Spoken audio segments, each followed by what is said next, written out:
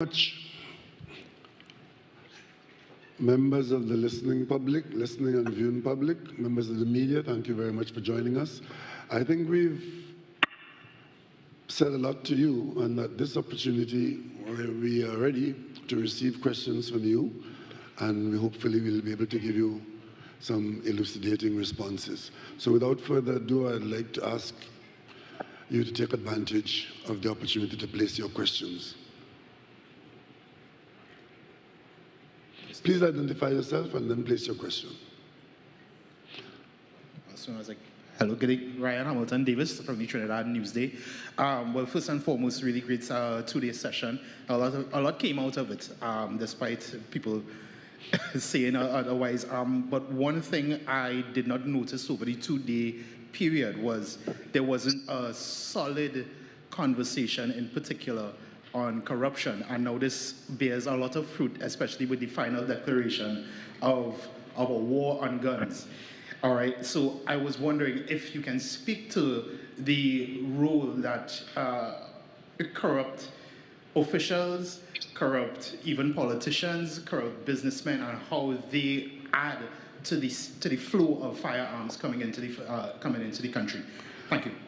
Well, I must say, it was mentioned, one person talked about the 3 C's and very pointedly made the point that there was a 4th C that was a major contributor, and that 4th C was identified as corruption.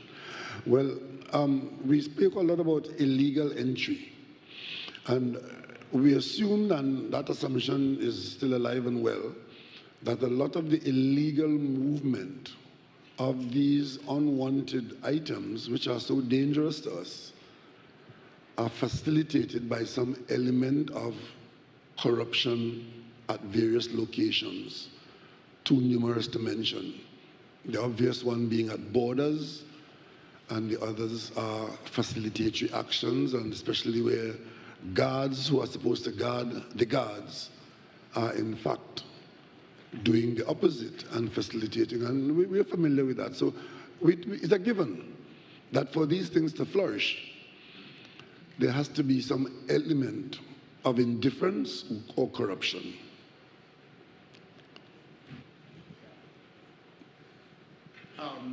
Adding to just the corruption conversation, and then I have one more question going a little bit further.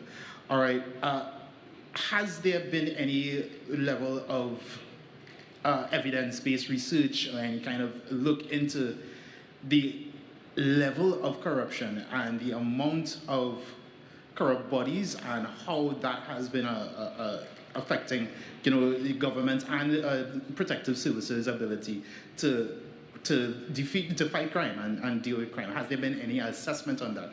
And what has been the findings, if there has been anything like that? Well, most of it is anecdotal, supported by continuous flows of evidence of actual things happening. And I think the best way to answer that is to say we know of no area of endeavor or activity, governmental or private sector, where corruption is not a possibility, likelihood, or widespread. Prime Minister, if I might just jump in here. The purpose of the conference was to give us an opportunity to look at the institutional framework to treat with crime, and particular crime and violence, from a public health perspective. The public health perspective looks at both the symptoms, but it also looks deeply at what are some of the causes. And one of the causes, though it was not examined specifically and in depth, is the institutional strength of the region to deal with issues such as corruption.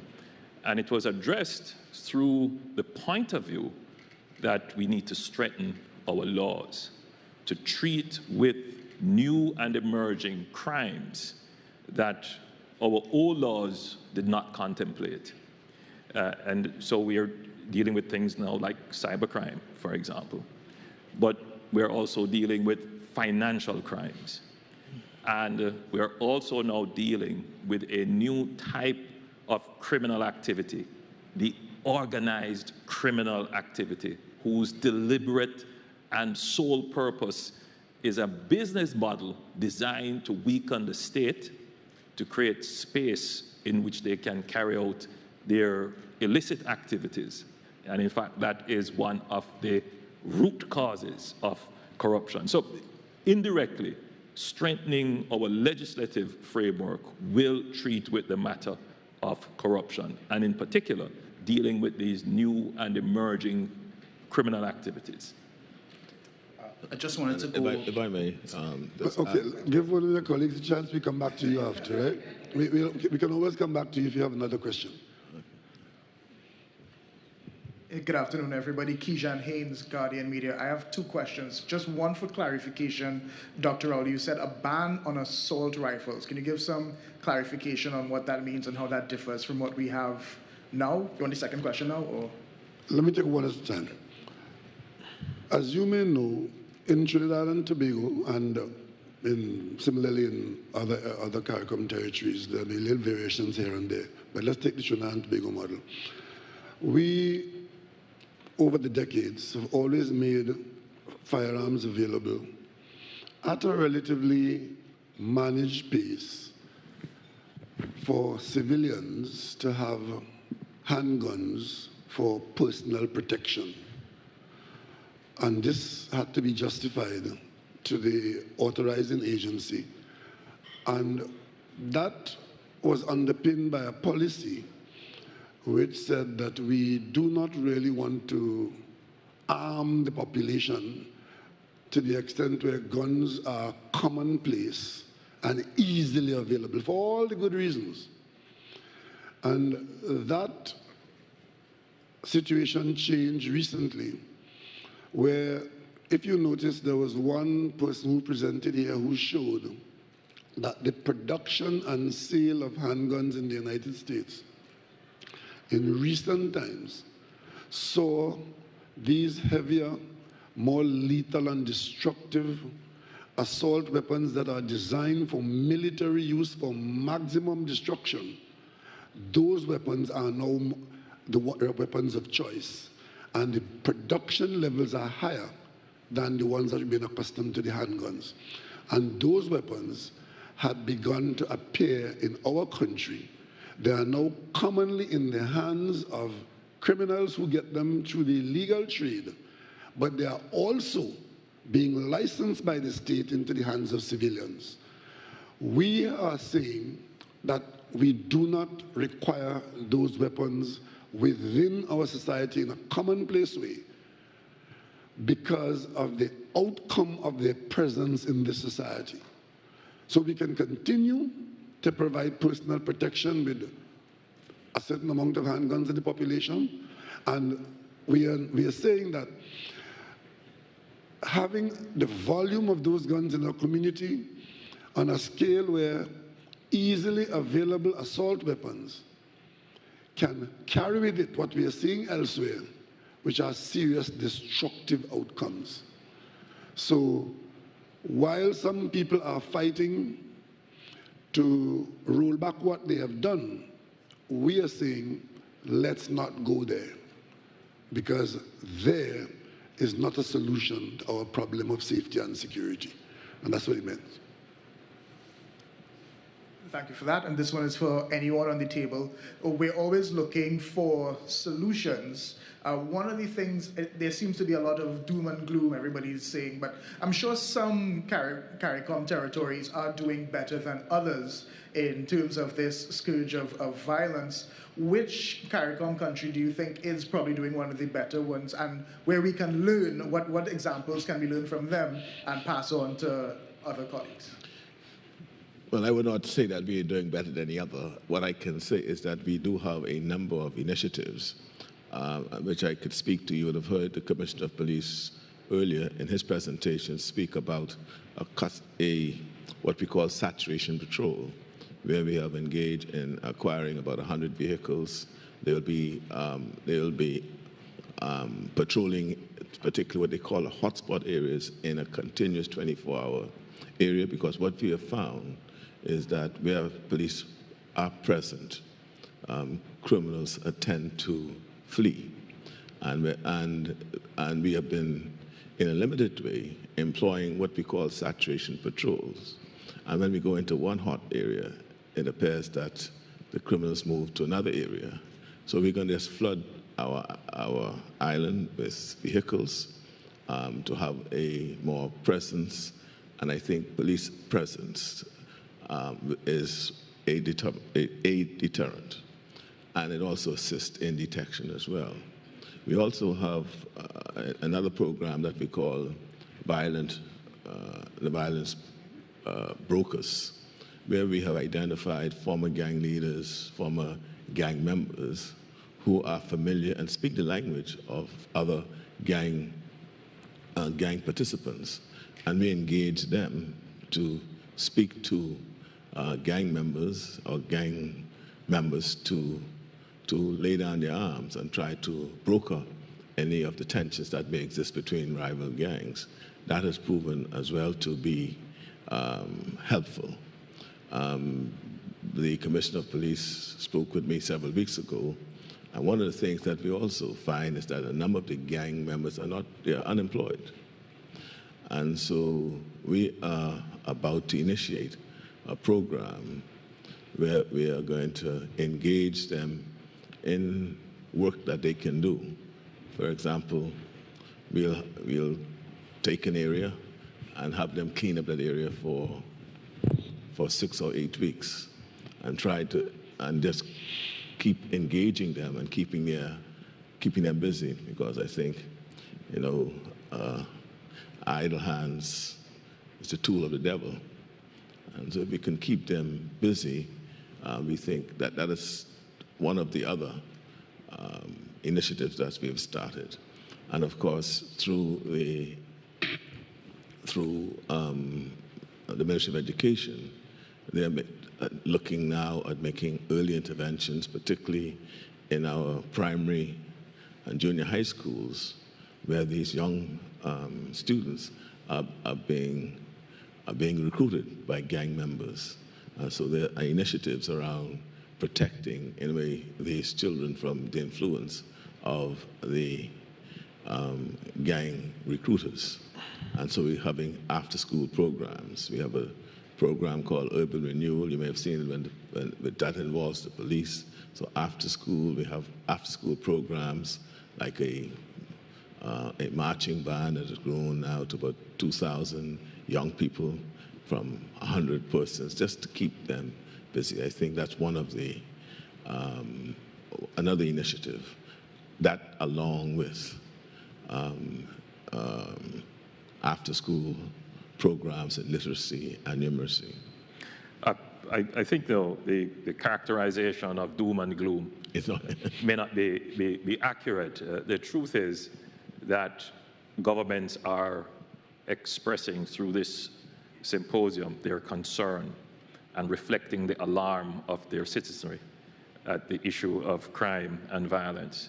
But the fact that we are gathered here shows that the challenges are common across the region, and therefore there is opportunity for a regional collaboration to treat with the problem.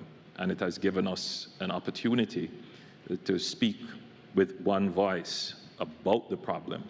In our different countries, we may tend to buy into the narrative of it is only happening here and therefore it's gloom and doom here, and not necessarily seeing the bigger picture that there are some regional challenges that are cross-cutting. For example, the inflow of weapons, dangerous weapons, into our countries, where we don't produce them, we don't trade in them, but they're entering our islands and they're getting into the hands of our young men. It's not just young men in Trinidad, it's young men in Jamaica, in the Bahamas, and it's wreaking havoc on our families, on our schools, in our societies. And the symposium, if it is broadcast regionally, if our regional population sees it, will help to change the mindset that it is all doom and gloom and the fatalistic outlook. The truth is that in the forum, we were also able to discuss and exchange solutions about what is happening in Trinidad, what we're doing in Jamaica, what we're doing in the Bahamas. and how we can learn from each other. So in that regard, I think we should take a more optimistic view of what the future could be for us to finally get a hold of the problem and to overcome the problem of violence and crime in our society. Yeah. Well, I think that in every island, the problems are basically the same, but in different sizes, right? In St. Lucia, I would have liked to I like to think I was doing better, but suddenly I had an outburst. So I think we should learn from each other, and we should also try to get the responses from the whole of the society. And I want to speak specifically to the opposition, or the minority people, or the minority parties that believe that there's some gain by not encouraging, but at least criticizing. I think we need a whole of society approach, because you will get in government and the problems will be the same if together we do not try to get some sort of solution. So I think this symposium was a learning experience, and a gathering where you find some solutions, but you try to entice the entire society, everybody, civil society, churches, families, everybody to get together to fight a scourge that at all levels in the region is affecting us. And I think on that note, I'd like to just raise up the Prime Minister of Trinidad and Tobago, Keith Rowley, for organizing this symposium and showing the leadership that is required to bring results and effectiveness to this issue. And I think we ought not to overlook that. And if there's one thing that our peoples in our respective member states should take from this, is the fact that we are here, that we are serious, that we have political will may have been waning. It is now restored, and that there's hope. The hope that Dr. David Allen spoke about when he gave his presentation to psychiatrists from the Bahamas. And so it's not doom and gloom. The challenges appear to be daunting. But I don't think we took this job on as leaders to shirk our responsibilities from tackling the challenges that face us. And I think this symposium demonstrated that. And I again want to thank Prime Minister Rowley for allowing us to be able to come and demonstrate our own personal commitment to this fight in respect to the scourge of crime that's impacting our region, and particularly to recognize it as a public health issue so that we could diagnose it, identify all of the specific ills that inform that health issue, and get the prescription drugs that is necessary to heal those illnesses.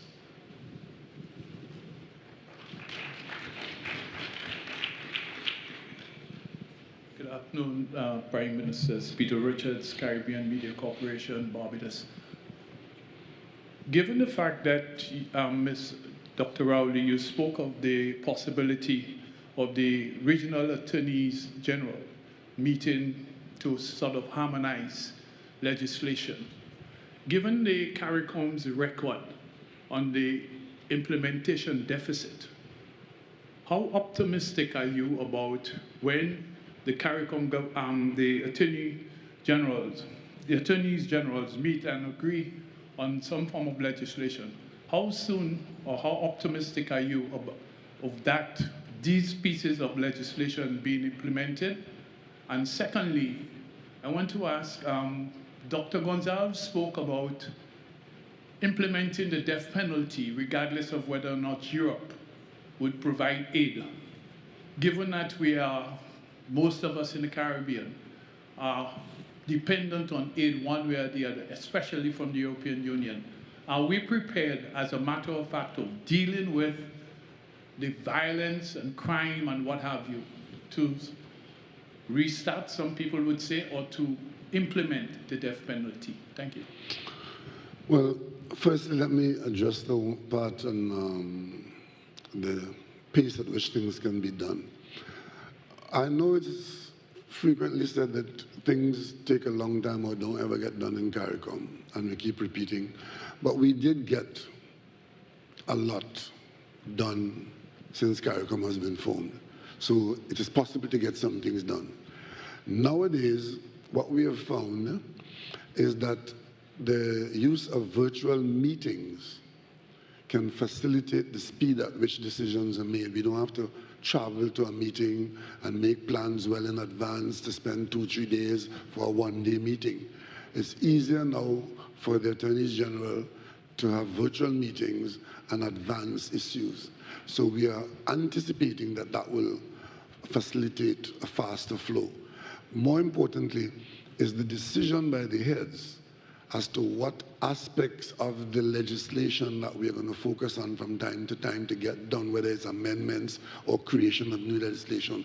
That is the part that will take some time, and we trust that the relationship that we have now and the frequency with which we can and do meet now will allow us to do things a bit faster. So I am optimistic that that can be done. And I also say that the attorneys general that I'm familiar with now, some of them you've seen here in this meeting, they have an enthusiasm for giving some priority. And the issue itself is so serious, and I think the attorneys general grasp that we need to give it the time it deserves. And the other point you raised was the death penalty. That's a whole day discussion, because it's full of history, colonialism, and personal feeling. If you're asking me my personal view on the death penalty, I would tell you that I view the death penalty as a punishment, first and foremost, and not a deterrent. It might have a deterrent effect by being a punishment, but when you are guilty of murder, the penalty in the law, it's called penalty, is death.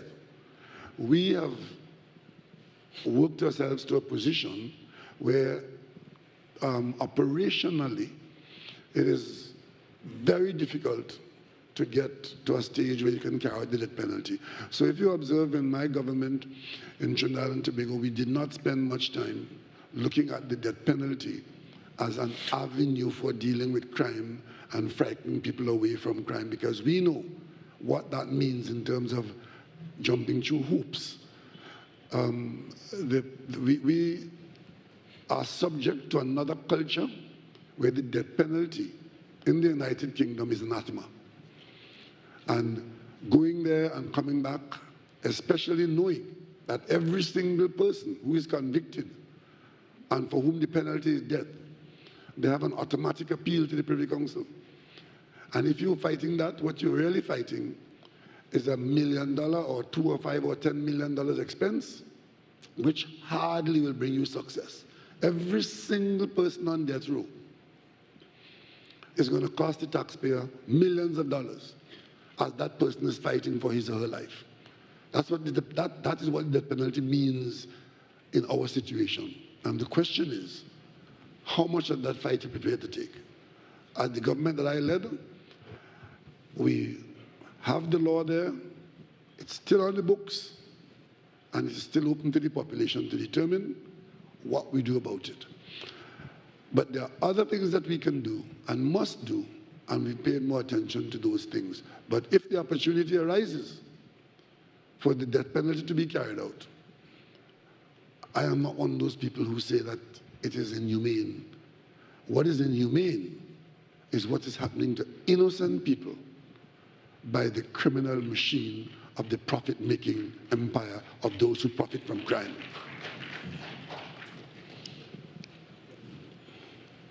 Good afternoon, Joshua Simango from Guardian Media. I just have two questions. Firstly, to all the leaders at the podium, is there a realistic expectation that the United States government will step in and intervene and try and address this issue of guns flowing into our Caribbean when there is a widely acknowledged gun control crisis in the United States? And some would say the United States government can't even control keeping guns out of their classrooms.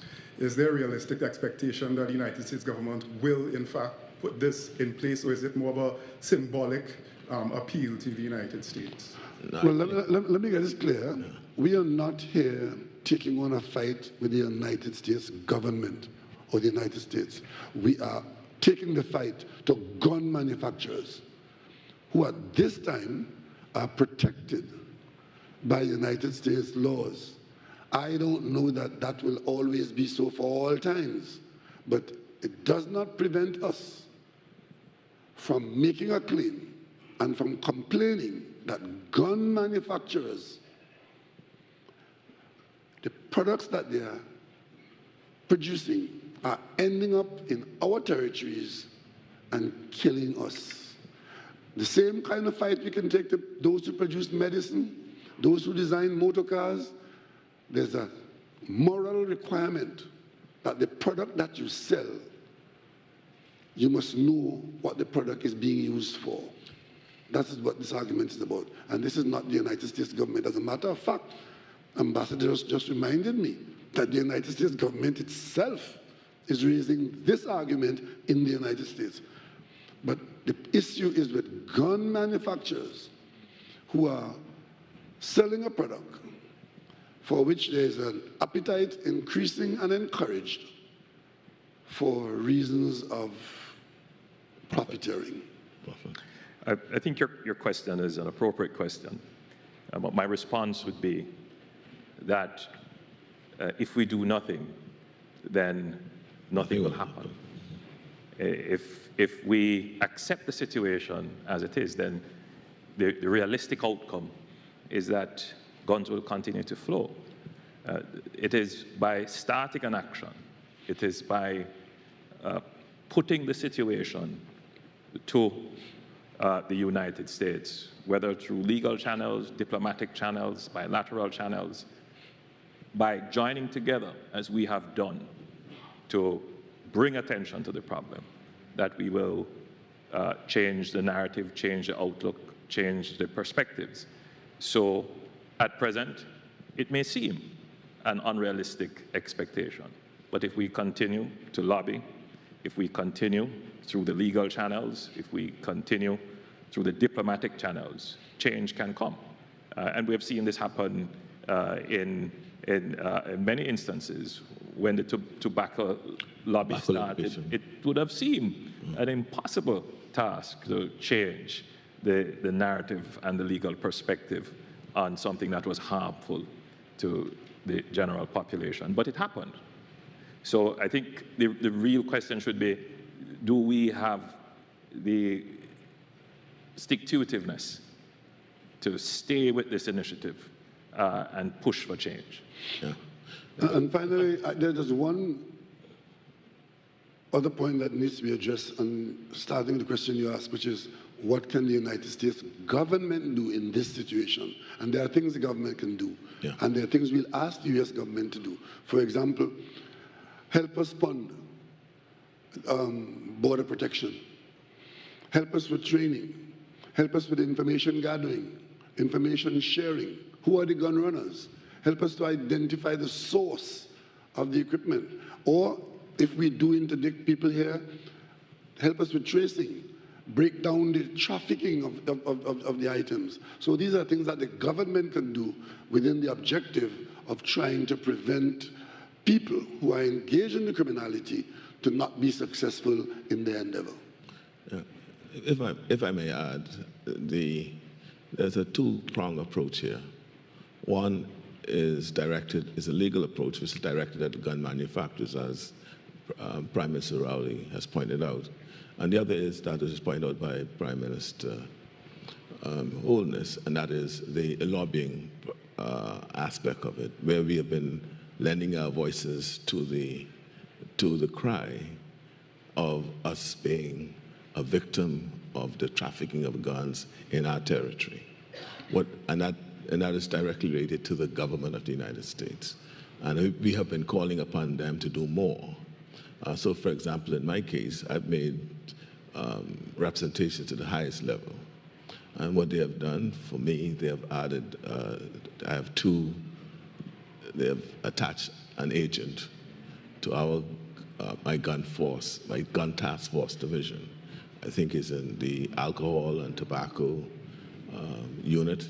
He's there. So they assist in us tracing the guns from where it's purchased, identifying the purchasers, and in that instance, that is where they could help further.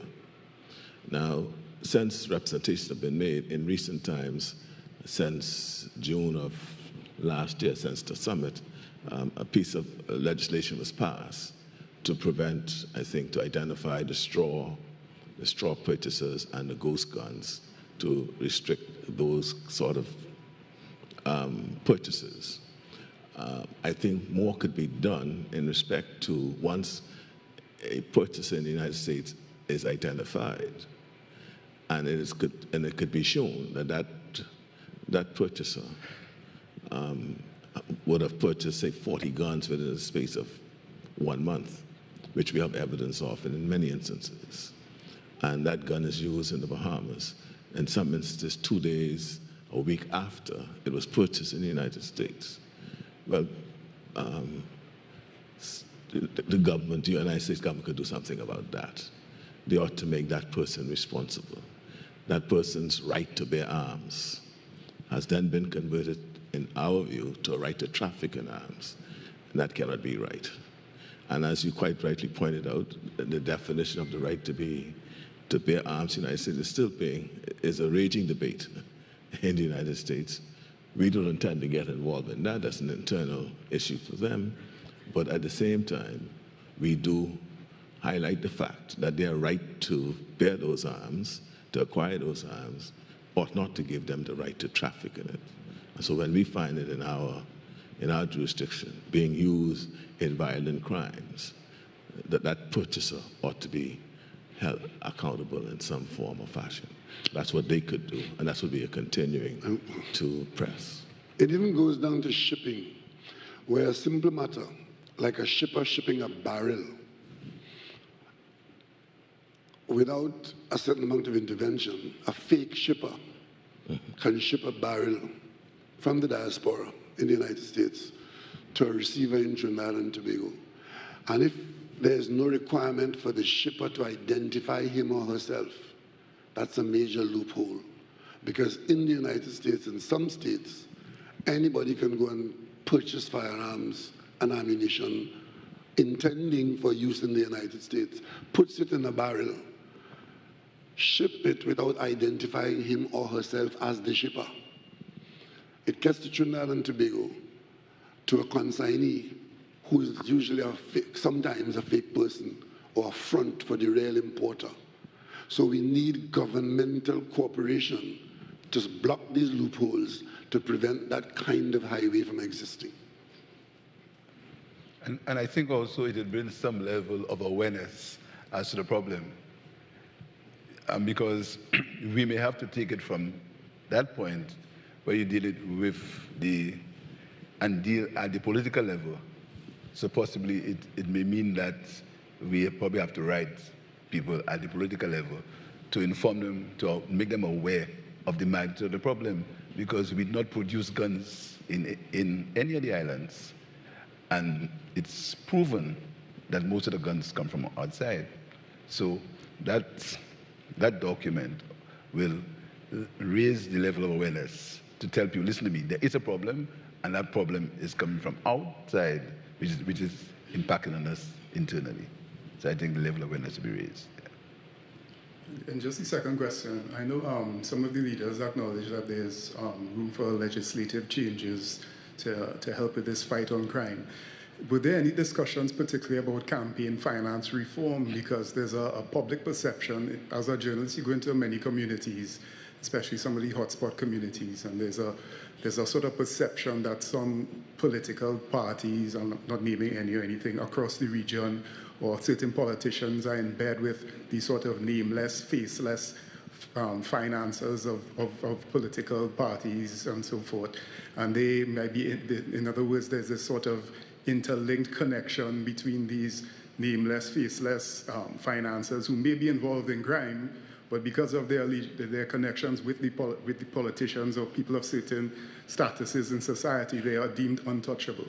So there's this perception, there's this position by some academics that campaign finance reform may help sort of remove or distance that connection between the alleged criminal masterminds who may be political financiers. No, there was no discussion on campaign finance reform throughout this 2-day period. Maybe we didn't get there because we were so far away from it. But there's some element of interest there and truth of what you're saying, that persons who are involved or who are supportive of political opportunity could be implicated, but much of that is anecdotal and a lot of it is sensational. I have not seen a lot of evidence or significant evidence to support that criminals are running political parties in the region. But given how campaigns go in open democratic societies where anybody could participate, it is quite possible that persons who are engaged in criminality can also have preferences in the political arena and can provide support for candidates. But the extent to which that is a deciding factor, the jury is still out on that. Andrew, you want to take that? No, I mean, in Jamaica, we have put in place campaign financing legislation. We had a historical problem, and I believe that in the last decade or so, we have managed to overcome that problem significantly. I think the effort now is mostly on ensuring that we have enough strong legislation to deal with money laundering, illicit wealth, and to ensure that our financial system and banking system is compliant with the international rules and obligations. And I think we have come a far way with that. I think all the CARICOM countries are themselves going through that process of strengthening our international financial rules and obligations. And that, I think, will largely ensure that our political actors are separate and insulated from the bad actors in our society. We are currently, at the level of the government, considering the Jamaican model, because if it's acceptable in Jamaica, we believe it's reasonable and acceptable in a Commonwealth country like ours. And we also have made a lot of laws with respect to what Prime Minister Holness has said, have them implemented. Explain your wealth. Unexplained wealth.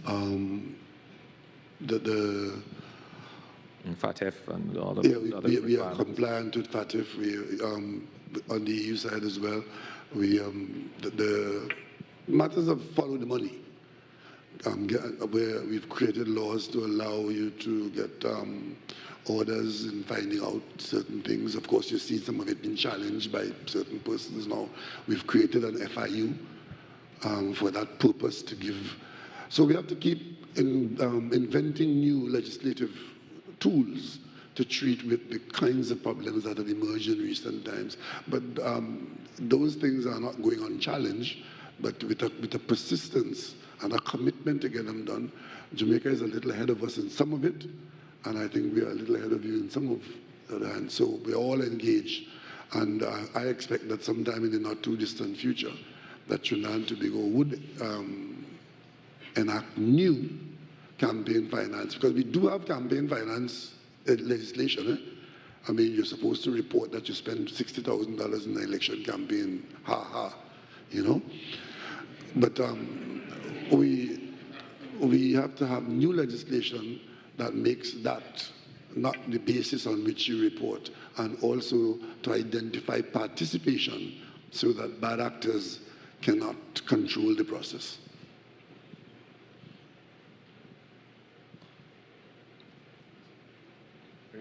Good afternoon, Peter Christopher from Guardian Media. My question is to the Prime Minister, Dr. Rowley.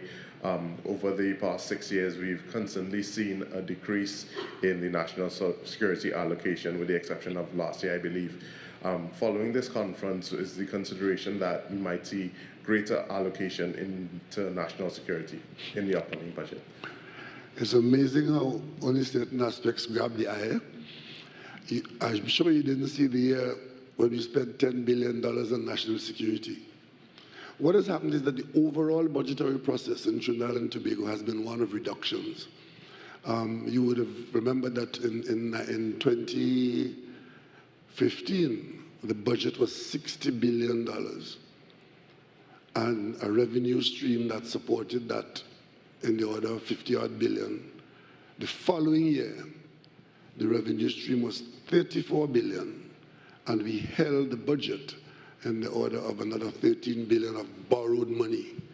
And since then to now, even with a little spark last year, 2022, of higher oil and gas prices, we have been, in fact, dealing with significant revenue reductions in the budgeting process in Trinidad and Tobago. Is the CJ still here? Don't tell him I mentioned this. But in that scenario, where the judiciary took the position that in this era of budgetary reductions, doesn't matter what the reason is, the judiciary cannot face a cut in. And I got, I think, a 6-page letter from the Chief Justice that the judiciary cannot face any reduction in its expenditure. And the government had to say, we think that the judiciary is a part of Trinidad and Tobago. And the budgetary circumstances and realities are that our revenues are just not there to support the level of expenditure that we've become accustomed to. So everybody had been having some reductions. And if you look at the 2023 and 2022, you will see the budget for national security at $6 or $7 billion. Oh, and down in policing is down at 3 or 3.4 billion.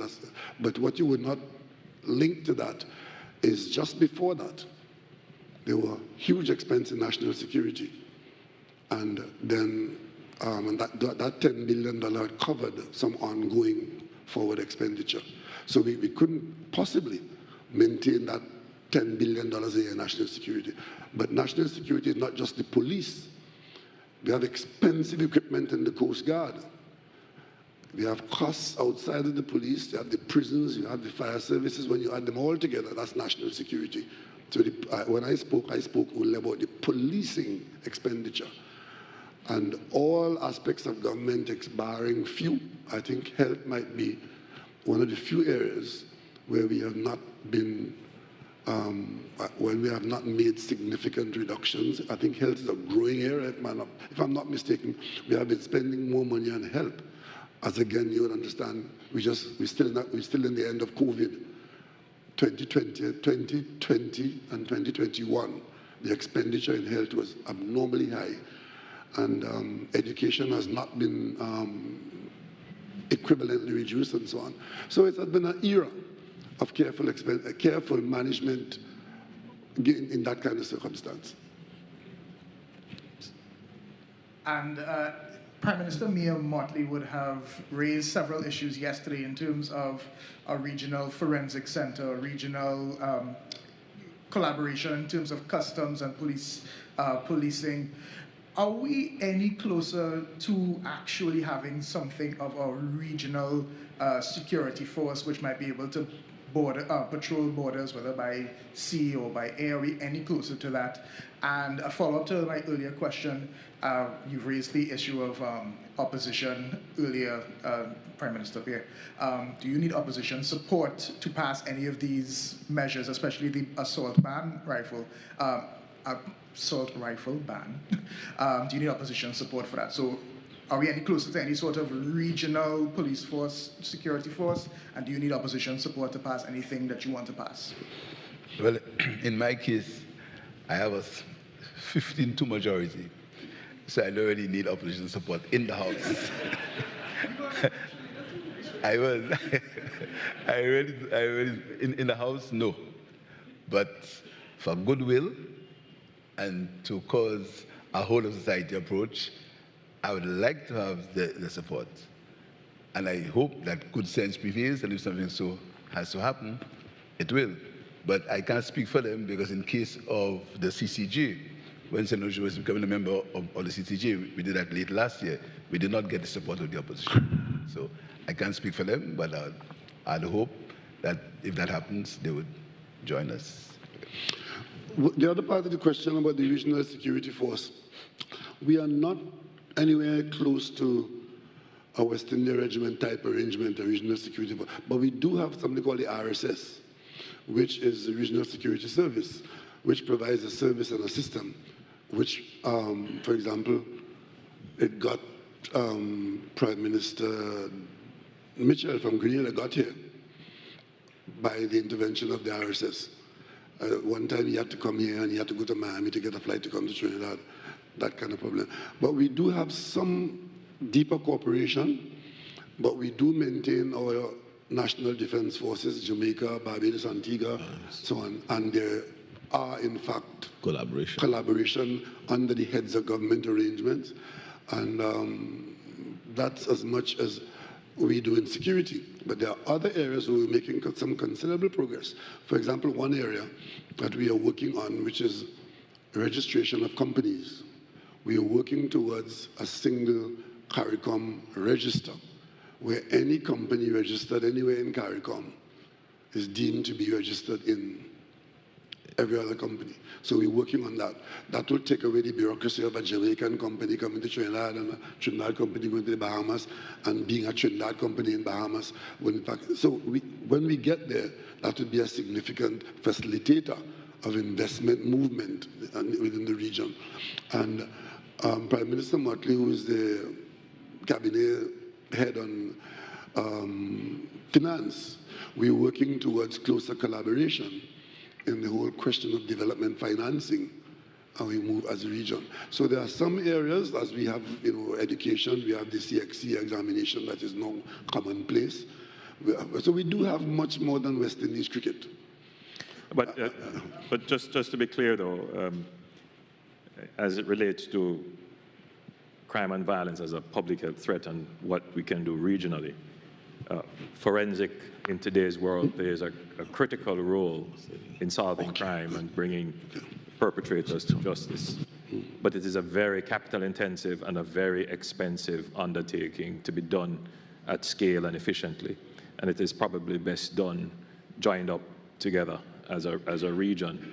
So out of this conference, the heads are more inclined to think in this way as it relates to developing regional capacity for forensic.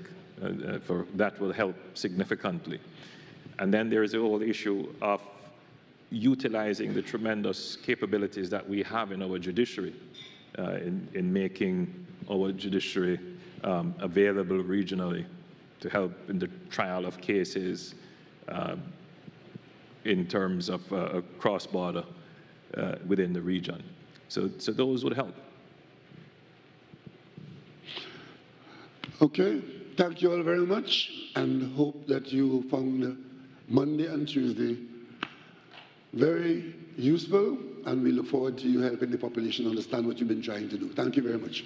Thank you, Prime Ministers. Thank you all, members of the media. Thank you so very much for facilitating. And for our live viewers, thank you for joining us. And do enjoy the rest of your afternoon and evening. Goodbye.